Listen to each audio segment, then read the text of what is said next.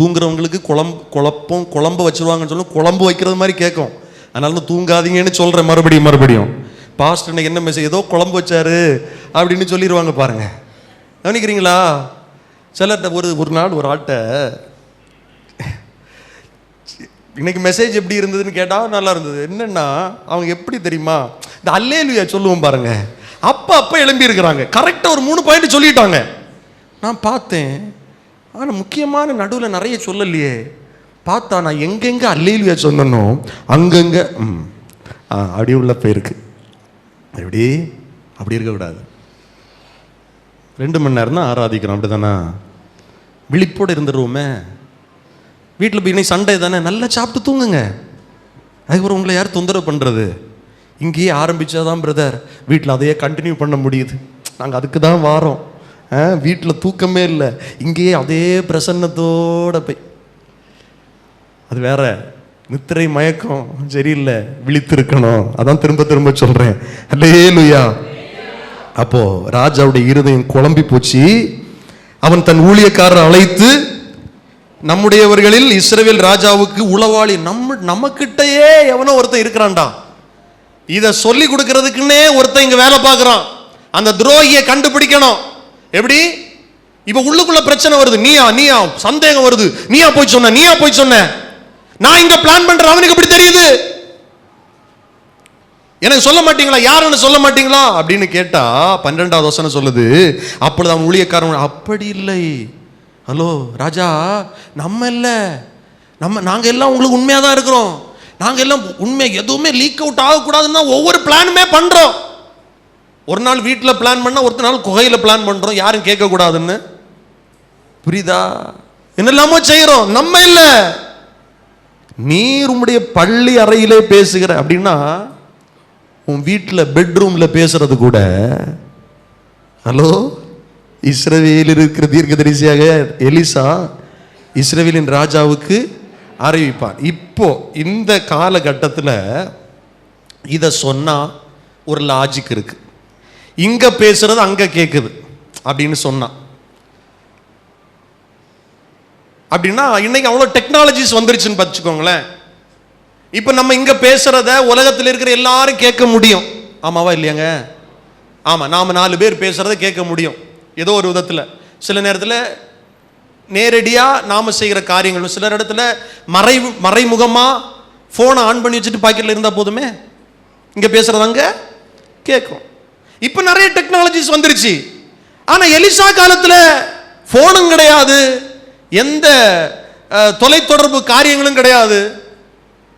முன்னால எல்லாம் நம்ம ஊர்ல ஒரு ஆளு இறந்து போனாங்கன்னா தந்தி போட்டா சீக்கிரம் வந்துடும், லெட்டர் போட்டா அடக்கம் பண்ணி 1 வாரம் தாண்டி தான் இங்க வரோம், இவர் மறைத்து போனார் அப்படின்னு வரோம்.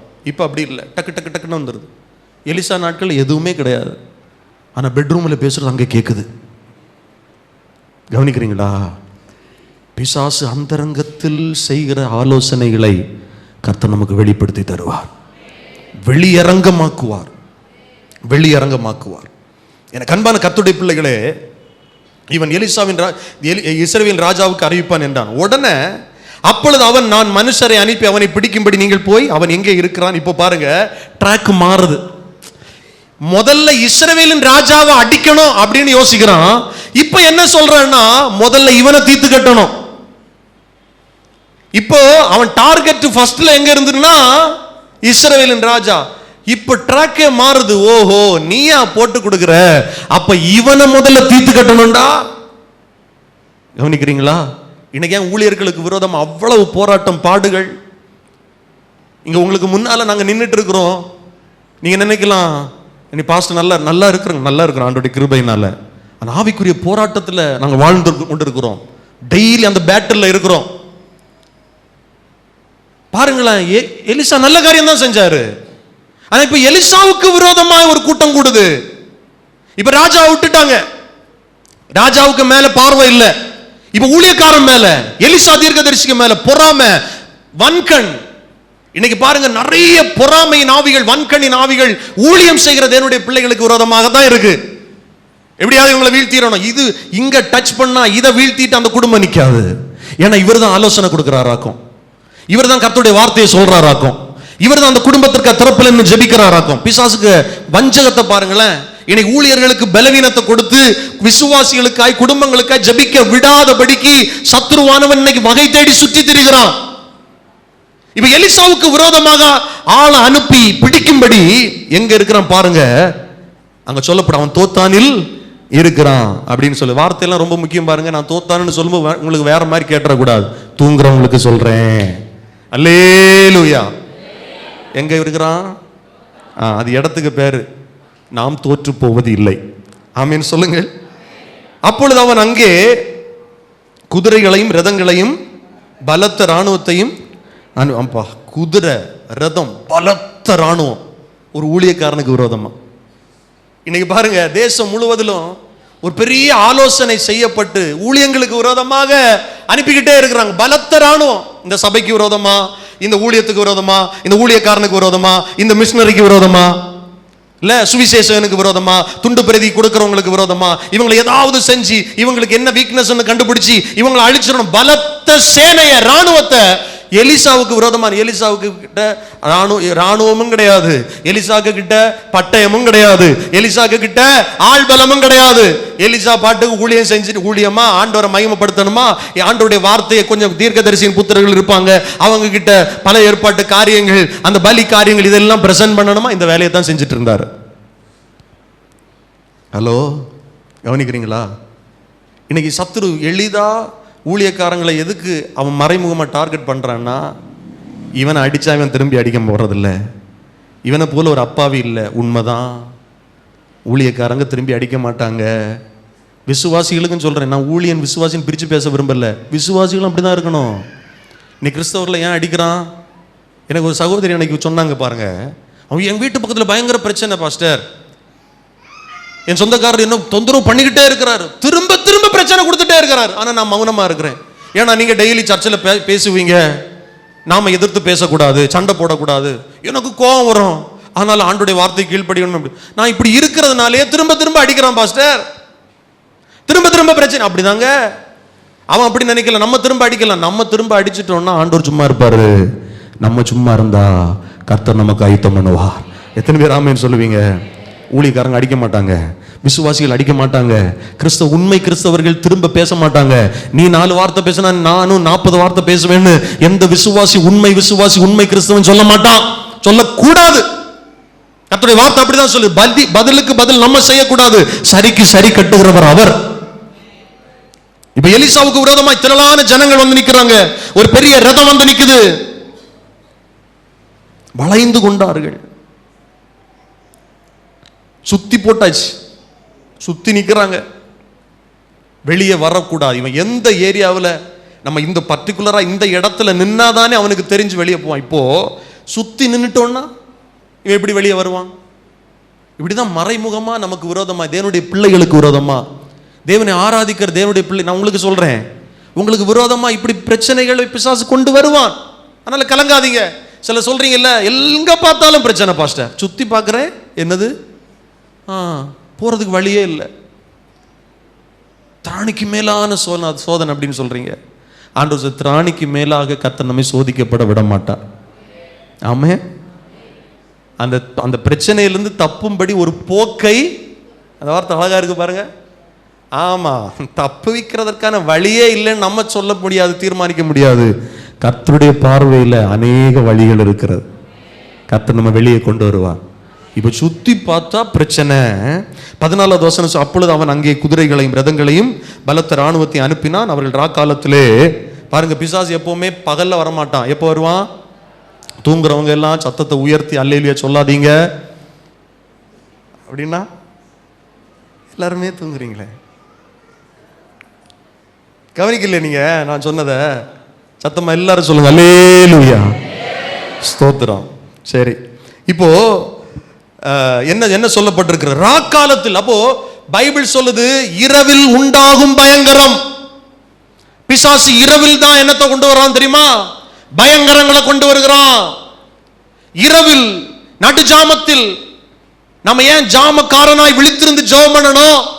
இரவில் நடு இரவில் நடு ஜாமத்தில் பிசாசு நமக்கு விரோதமாக ஆலோசனை செய்கிறான். அந்த நேரத்தில் நாம் விழிப்போடு ஆண்டவருடைய சமூகத்தில் உட்கார்ந்திருந்தா என்னை சுற்றிலும் ஒரு அக்கினி மதிலை கர்த்தர் போடுகிறார். எந்த சத்துருடைய ஆலோசனையும் நம்மளை தொட முடியாது. ஆமீன் சொல்றவங்க எல்லாம் சொல்லுங்க சத்தமாய் அல்லேலூயா, ஹalleluya. அப்ப காலத்தில் வந்து சுற்றி வளைந்து கொண்டார்கள். 15வது வசனம் சொல்லுது, தேவனுடைய மனுஷனின் வேலைக்காரன் அதிகாலமே எழுந்து வெளியே புறப்படுகையில் இதோ ராணுவமும் குதிரைகளும் ரதங்களும் பட்டணத்தை சுற்றி கொண்டிருக்க கண்டான். பார்த்தது உண்மையா பொய்யா சொல்லுங்க? கரெக்டா பார்த்தானா? ஆமா, நம்ம நிறைய பேர் கரெக்டா பார்க்கிறோம். எதுல பார்க்கிறோம்னா இந்த மாம்ச கண்ணுல பார்க்கிறோம். பாஸ்டர் இந்த பிரச்சனை, பாஸ்டர் இந்த பிரச்சனை இப்படி இருக்கு, பாஸ்டர் இப்படி இருக்கு, பாஸ்டர் இங்க போனா பிரச்சனை, அங்க போனா பிரச்சனை, இந்த சைடு பிரச்சனை, அந்த சைடு பிரச்சனை, முன்னால பிரச்சனை, பின்னால பிரச்சனை, தலையில பிரச்சனை, காலில் பிரச்சனை, கையில பிரச்சனை. எப்படி உங்க கணவர் இருக்கார், அவரும் பிரச்சனை, மனைவி அவங்களும் பிரச்சனை, பிள்ளைங்க அது பெரிய பிரச்சனை, குடும்பம் அம்மா அப்பா ஐயோ அது பெரிய தலைவலி, எங்க பார்த்தாலும் பிரச்சனை. ஹலோ, இது கண்ணு, இது மாம்ச கண்ணு பாக்குது, எங்க பார்த்தாலும் பிரச்சனை பெருசாயிட்டு இருக்கு.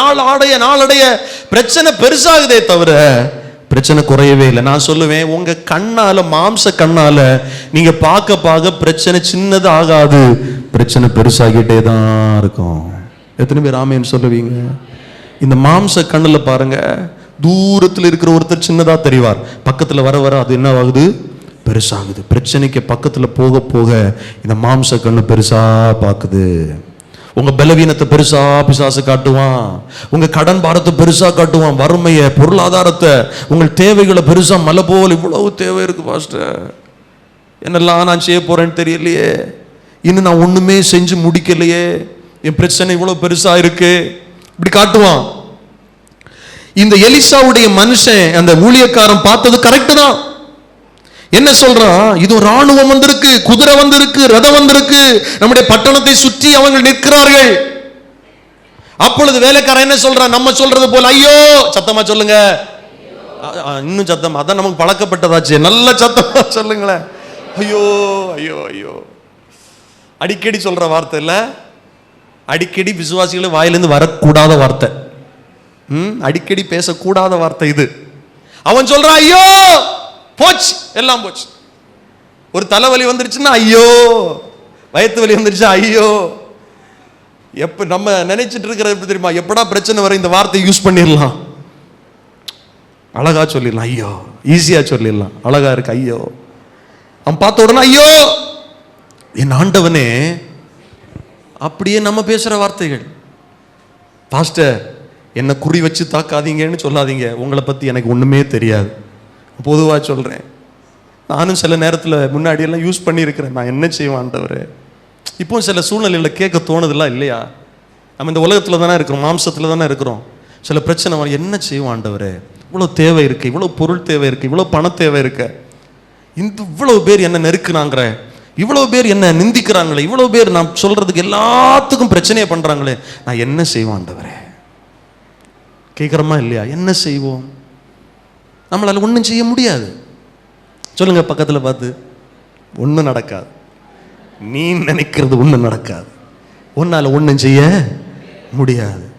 இதை கேட்க வாங்க வந்தோம். ஹலோ, அதை முதல்ல புரியணும். நம்மளால ஒன்றும் செய்ய முடியாதுங்க, நான் தனித்து ஒன்றும் செய்ய முடியாது, அதை முதல்ல புரிந்து கொள்ளணும். என்ன காரியமா இருந்தாலும் சரிதான், நம்ம திறமையோ தாளந்தோ கொஞ்ச நாள் நிற்கும், அதுக்கப்புறம் நிற்காது. நம்மளால ஒன்றும் செய்ய முடியாது. 2 கையை உயர்த்தி சொல்லுங்க, எங்களால் ஒன்றும் செய்ய முடியாது ஆண்டவரே. அவன் கேட்குற என்ன செய்வோம், சுத்தி ரதங்கள் இராணுவங்கள் பட்டணத்தை சுற்றி நிற்கிறாங்க. வேலைக்காரன் வந்து சொல்றான், என் ஆண்டவனே எலிசாவே நாம் என்ன செய்வேன். 16வது வசனத்தில் எலிசா சொல்றாரு, நான் இதை ஆழமா கவனிக்கிறேன் பாருங்க. இஸ்ரவேலின் ராஜாவுக்கு விரோதமாய் பள்ளி அறையில் சதி ஆலோசனை செய்த ஆலோசனையே, அந்த துர் ஆலோசனையே எலிசாவுடைய நாலட்ஜிக்கு வந்தது உண்மைன்னா, இப்ப எலிசாவுக்கு விரோதமா ஒரு படம் வந்து நிக்குது, இது எலிசாவுக்கு தெரியாம இருந்திருக்குமா சொல்லுங்க? இவன் இப்பதான் போய் பார்க்கிறான். வேலைக்காரன் இப்பதான் கண்ணால பாக்குறான். எலிசாவுக்கு முன்னாலே தெரியும், அவன் ராணுவத்தை அனுப்பும் போதே தெரியும். அவனுடைய ஆலோசனை எனக்கு தெரிஞ்சு ராஜாவுக்கு சொன்னது அவனுக்கு தெரிய வந்துருச்சுன்னா எலிசாவுக்கு தெரியும். அதை அறிந்த எலிசா சொல்றாரு, பயப்படாத, அவர்களோடு இருக்கிறவர்களை பார்க்கிலும் நம்மோடு இருக்கிறவர்கள் அதிகம் என்றார். பக்கத்தில் இருக்கிறவங்களை பார்த்து சொல்லுங்க, அவர்களோடு இருக்கிறவர்களை காட்டிடும் நம்மோடு இருக்கிறவர்கள். இன்னைக்கு இதுதான் செய்தி, இதுதான் உங்க வாழ்க்கையில கர்த்தர் பேசுகிற வார்த்தை. உங்களுக்கு விரோதமா எவர்கள் கூட்டம் கூடினாலும் அவர்களோடு இருக்கிறவர்களை காட்டிலும் நம்மோடு இருக்கிறவர்கள் அதிகம். நல்ல கையை தட்டி சொல்லுங்க, என்னோடு இருக்கிறவர்கள் அதிகம்.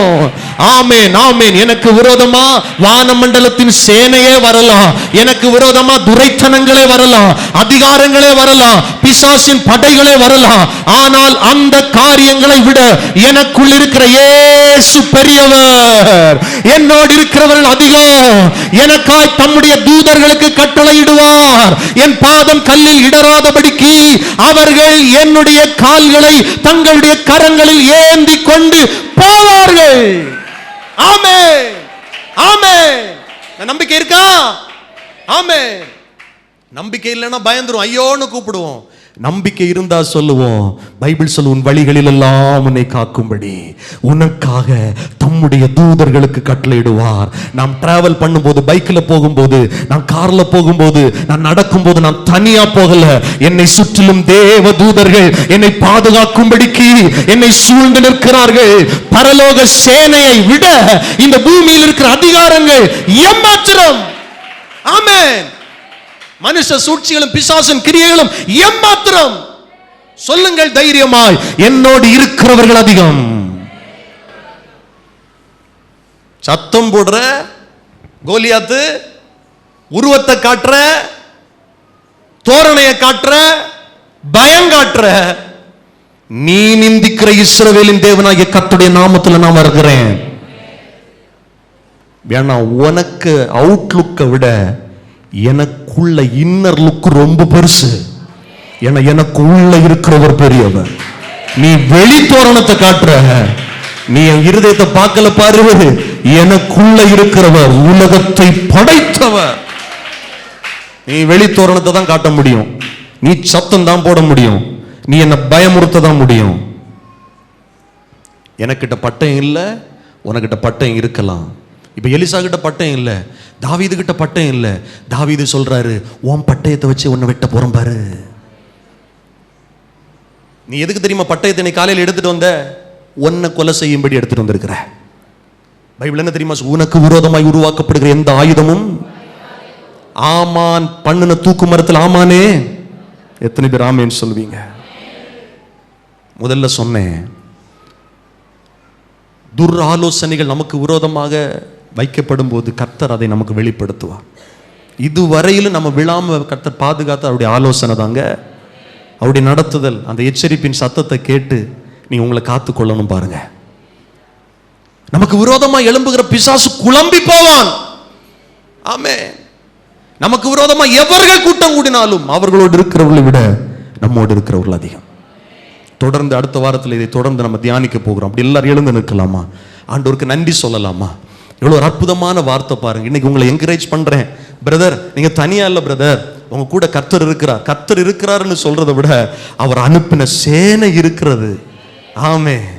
இரவும் பகல் உங்களை பாதுகாக்க, பகலிலே வெளிச்சம் காட்ட, பகலிலே உங்களுக்கு பாதுகாக்க, இரவில் வெளிச்சம் காட்ட, மேக ஸ்தம்பமாய் அக்னி ஸ்தம்பமாய் கர்த்தர் ஒரு பெரிய சேனையை உங்களுக்கு அனுப்புகிறார், உங்களை பாதுகாக்கிறார். தேவ தூதர்கள் உங்களை நடத்துகிறார்கள், தேவ தூதர்கள் பாதுகாக்கிறார்கள். அதனால பிசாசை கண்டு பயப்படாதீங்க. ஐயோ பெரிய காரியங்கள் வந்திருக்கு, என்ன சுற்றிலும் இந்த பிரச்சனை இருக்கு, அந்த பிரச்சனை இருக்கு, அந்த காரியம் இந்த காரியம், எதை பத்தியும் கவலைப்படாதீங்க. இயேசு நம்மோடு இருக்கிறார். நல்ல கையை தட்டி ஸ்தோத்திரம் பண்ணுங்க. அவர் உன்னை விட்டு விலகுவதும் இல்லை, அவர் உன்னை கைவிடுவதும் இல்லை. நல்ல கையை தட்டி தான் ஸ்தோத்திரம் பண்ணுங்களேன். நல்ல வாய்களை திறந்து தான் ஸ்தோத்திரம் பண்ணுங்க. கொஞ்ச நேரம் ஜெபம் பண்ணுங்க. அப்படி வாய் திறந்து ஜெபம் பண்ணுங்க பார்க்கலாம். எனக்கு விரோதமா எவர்கள் கூட்டம் கூடினாலும், எனக்கு விரோதமா எவர்கள் துராலோசனை செய்தாலும் கர்த்தர் என்னை அதற்கு வெளிப்படுத்துவார். கர்த்தர் அந்த மறைவிடத்தை அவங்க ஆலோசனை பண்ணுகிற காரியத்தை எனக்கு சொல்லி தருவார். என் கால்கள் சிக்கி கொள்ளாமல் கர்த்தர் என்னை பாதுகாப்பார். சொல்லுங்க, வாயை திறந்து சொல்லுங்களேன், வாயை திறந்து சொல்லுங்களேன். அவன் வேலை ஆலோசனை பண்றது, விடுவிக்கிறது கர்த்தர். நான் ஜெயம் பெற்றவன், கர்த்தர் என்னை பாதுகாப்பார், கர்த்தர் என்னை ஆச்சரியமாய் நடத்துவார்.